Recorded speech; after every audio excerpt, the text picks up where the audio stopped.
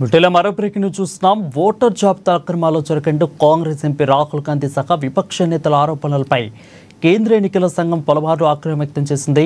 ఇక వాటికి చెక్ పెట్టేందుకు ఈసీ రెడీ అయినట్లు తెలుస్తూ ఉంది. ఈ ఓట్ల చోరీ ఆరోపణలపై ఇవాళ మీడియా సమావేశం నిర్వహించబోతున్నట్లు తెలుస్తుంది. అలాగే బీహార్లో రాహుల్ గాంధీ ఓటు అధికార యాత్రను ప్రారంభించబోతున్న రోజు ఇటుపక్క ఈసీ ప్రెస్ మీట్ను ఏర్పాటు చేయడం ప్రాధాన్యత సంతరించుకుంది. ఇక కొంతకాలంగా ఈసీపై వస్తున్న ఆరోపణలకు చెక్ పెట్టేలా ఈ ప్రెస్ మీట్ ఉండే అవకాశం ఉన్నట్లు తెలుస్తూ ఉంది.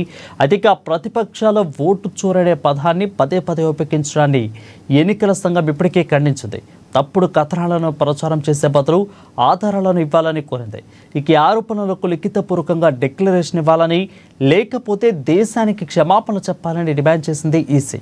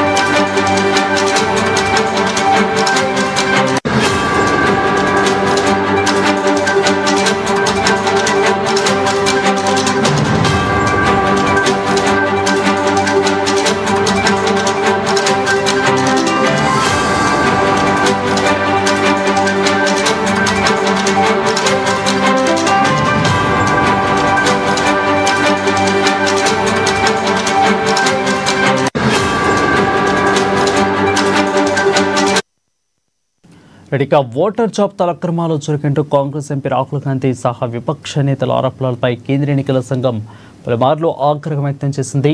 ఇక వాటికి చెక్ పెట్టేందుకు ఈసీ రెడీ అయినట్లు తెలుస్తూ ఉంది.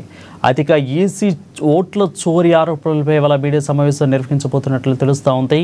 అయితే అలాగే బీహార్లో రాహుల్ గాంధీ అటు ఓటు అధికార యాత్రను ప్రారంభించబోతున్న రోజే ఈ పక్క ప్రెస్ మీట్ను ఈసీ ఏర్పాటు చేయడం ప్రాధాన్యతను సంతరించుకుంది.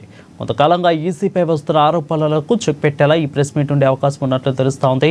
అయితే ప్రతిపక్షాల ఓటు చోర్ అనే పదాన్ని పదే పదే ఉపయోగించడాన్ని ఎన్నికల సంఘం ఇప్పటికే పలుమార్లు ఖండిస్తూ వచ్చింది. ఇక తప్పుడు కథనాలను ప్రచారం చేసే బదులు ఆధారాలు ఇవ్వాలని కోరింది. అతి ఆరోపణలకు లిఖితపూర్వకంగా డిక్లరేషన్ ఇవ్వాలని, లేకపోతే దేశానికి క్షమాపణ చెప్పాలని ఈసీ డిమాండ్ చేసింది.